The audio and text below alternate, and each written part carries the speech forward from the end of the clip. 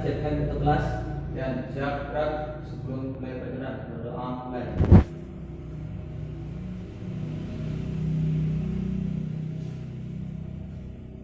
Doa selesai. Baik, assalamualaikum warahmatullahi wabarakatuh. Waalaikumsalam warahmatullahi wabarakatuh.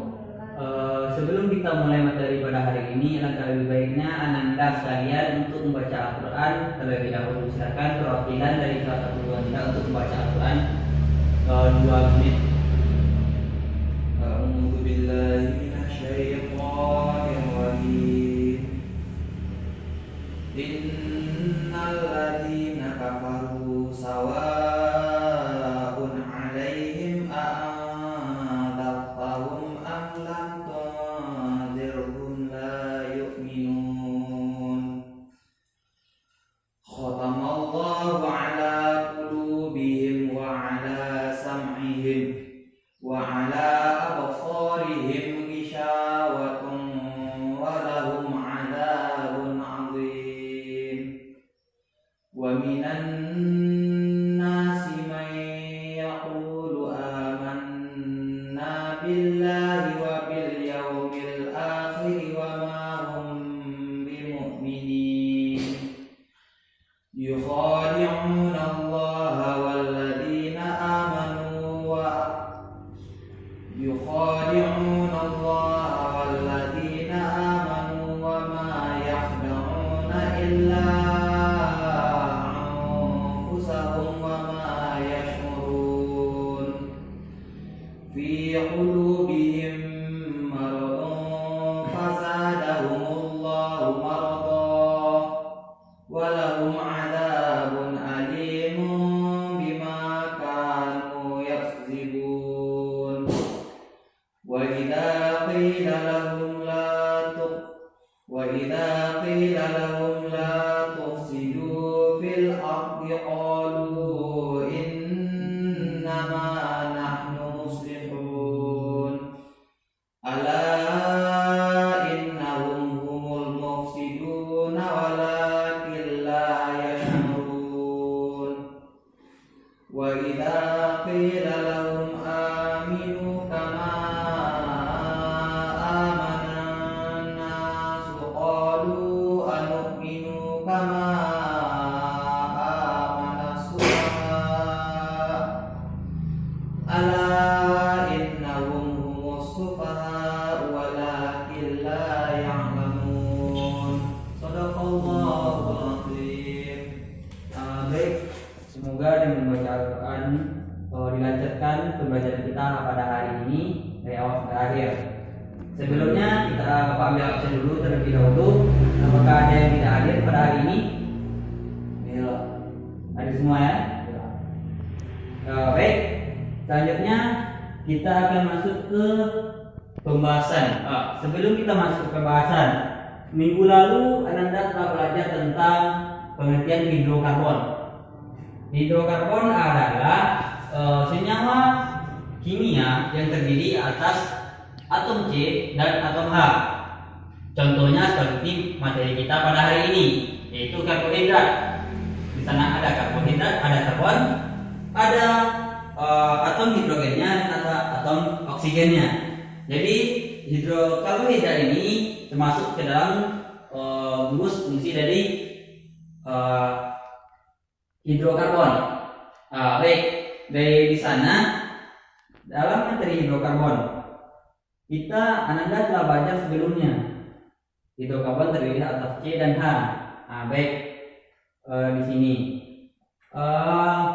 Ananda selalu bertemu dengan yang namanya nasi, ubi, mie. Apakah Ananda tahu apa itu nasi dan apa itu mie atau apa itu ubi? Makanan sehari-hari, Pak. Makanan sehari-hari. Ya, itu makanan sehari-hari. Nah, di sini kenapa Pak tanyakan itu apa mie, apa ubi, apa nasi? Kita belajar tentang karbohidrat. Berarti mie itu adalah karbohidrat, nasi itu adalah juga karbohidrat, dan ubi-ubian itu mengandung karbohidrat. Jadi kita di dunia ini tidak lepas dari karbohidrat. Tanpa karbohidrat mungkin saja kita udah mati kelaparan di dunia ini. Dan selanjutnya Ananda tahu tidak kenapa makan nasi dicampur mie itu pemborosan karbohidrat namanya? Ya karena sama karbohidrat. Nah, itu jawabannya. Jadi kalau makan mie pakai nasi itu kita menumpuk karbohidrat, tidak boleh. Jadi kita harus memakan makan makanan yang lengkap 4 sehari 5 sempurna seperti yang kita pelajari sebelumnya pada TK, SD, SMP, gitu kan. Jadi lengkap protein dalam tubuh kita, tidak ada karbohidrat saja yang dalam tubuh kita. Nah, baik, itu sedikit spoiler dari pemahaman sebelumnya. Kita masuk ke materi kita, yaitu karbohidrat. Nah, di sini pengertian karbohidrat itu adalah karbohidrat yang berfungsi sebagai sumber energi bagi makhluk hidup untuk kelangsungan hidupnya. Nah, di sini ada beberapa fungsi dari karbohidrat. Nah, di sini sebelum masuk ke fungsinya, di sini fungsinya adalah sumber energi, cadangan makanan, metabolisme lemak, membantu proses fotosintesis pada tumbuhan. Dan selanjutnya, di sini ada namanya klasifikasi dari karbohidrat itu. Nah, sebelum masuk ke dalam klasifikasi karbohidrat, apakah Anda tahu nama lain dari karbohidrat itu? Nah, itu pengertiannya. Nah, nama lain dari karbohidrat itu bisa dikenal juga dengan namanya istilah kita glukosa. Kenapa glukosa? Karena dalam nasi, glukosa itu merupakan sumber energi yang dibakar dalam tubuh kita untuk menjadi sumber energi cadangan makanan dan lainnya. Nah, jadi di sini ada pembagiannya dari beberapa karbohidrat tersebut. Ada monosakarida, disakarida, polisakarida. Nah, siapa yang tahu apa itu monosakarida? Silakan. Monosakarida adalah karbohidrat terdiri dari satu karbon. Nah, hampir tepat. Ada yang bisa memperbaikinya? Karbohidrat yang terdiri dari satu bungkus gula. Nah, betul. Nah, itu dia pengertian dari monosakarida.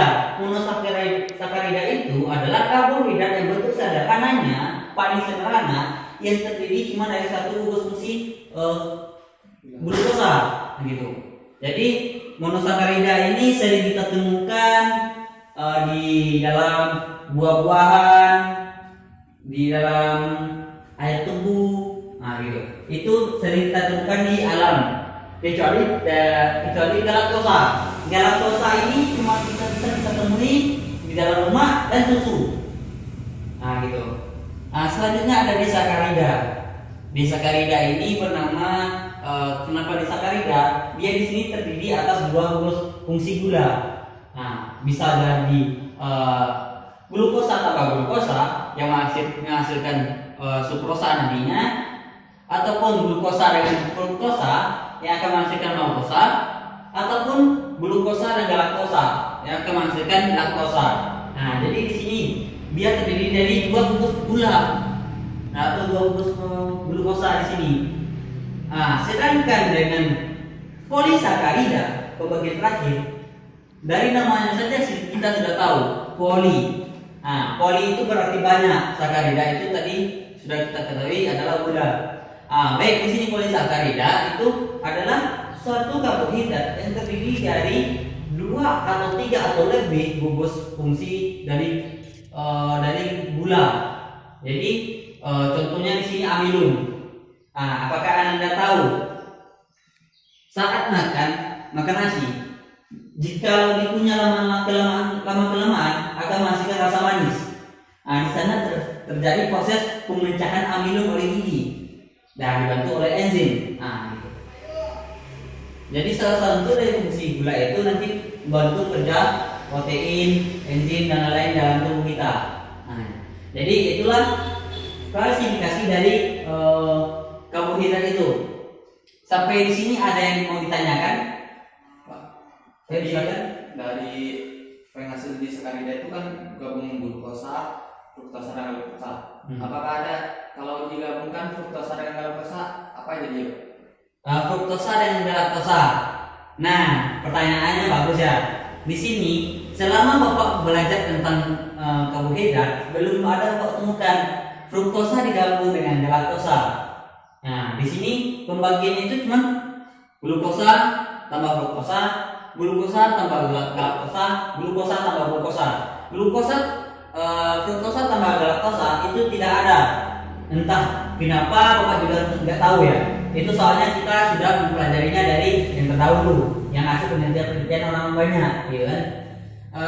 Apakah ada pertanyaan lain? Baik. Selanjutnya kita masuk ke fungsi rumus fungsi dari karbohidrat ini. Rumus fungsi dari karbohidrat ini adalah rumus umumnya Cn, H2N dan ON. Ini dia. Nah, di sini kenapa Cn, H2N, ON? Karena rumus fungsi dari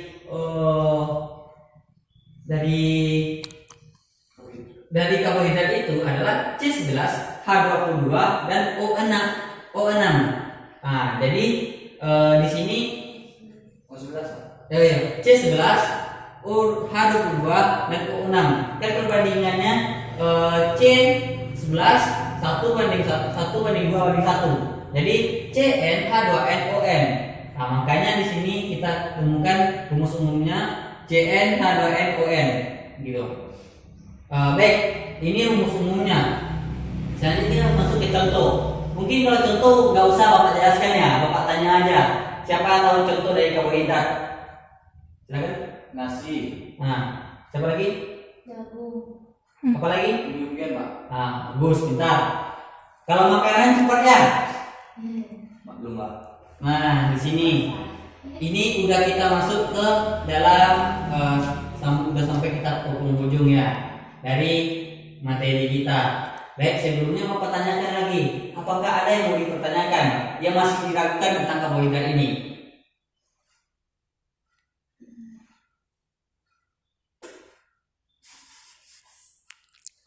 Kayaknya tidak ada ya. Baik, kalau tidak ada saatnya Bapak yang bertanya. Karena Anda tidak ada yang bertanya, Bapak yang bertanya. Di sini Bapak telah menyediakan kuis di dalam buku Bapak, gitu kan?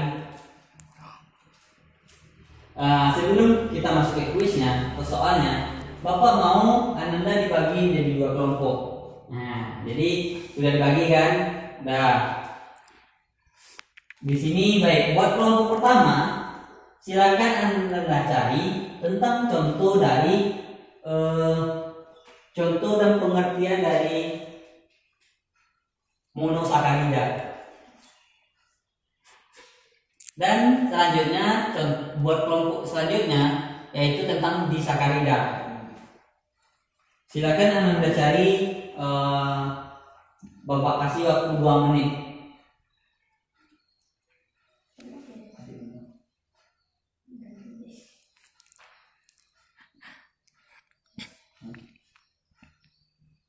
Pak, itu kan bisa karbohidrat itu terbagi 3. Terus yang pengertian 3 itu dikasih juga. Di sini aja. Contoh atau Kalau Anda bisa mendapatkan tentang pengertiannya satu-satu, bagus. Nanti ada nilai plusnya. Jika cuma pengertian monosakarida saja yang didapatkan atau disakarida saja, itu nilai yang biasa saja Bapak kasih. Tapi kalau dapatnya nanti Bapak kasih plus nilainya.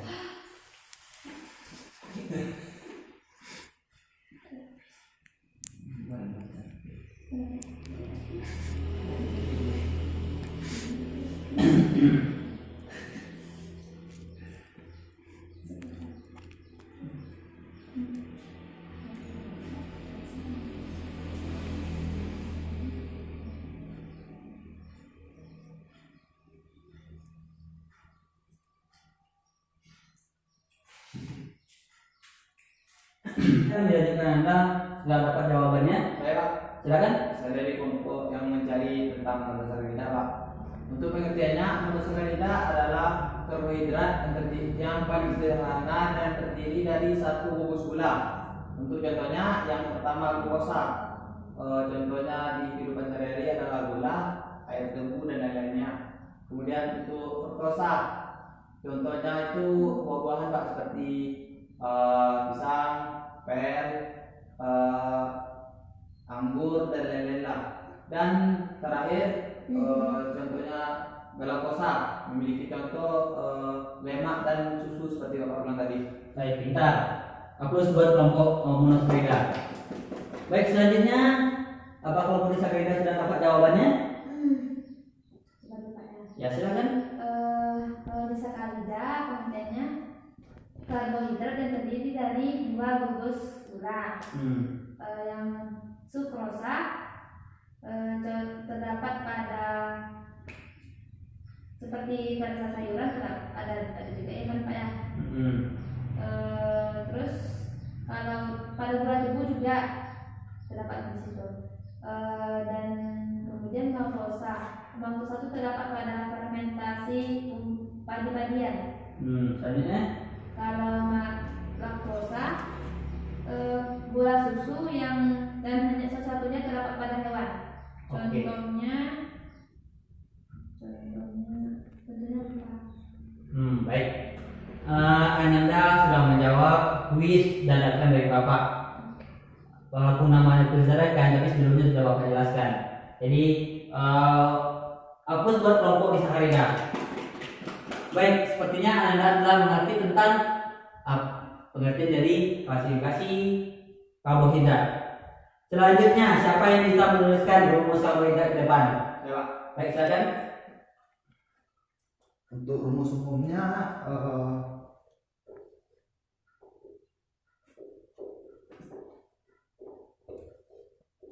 dan yang biasa dipakai adalah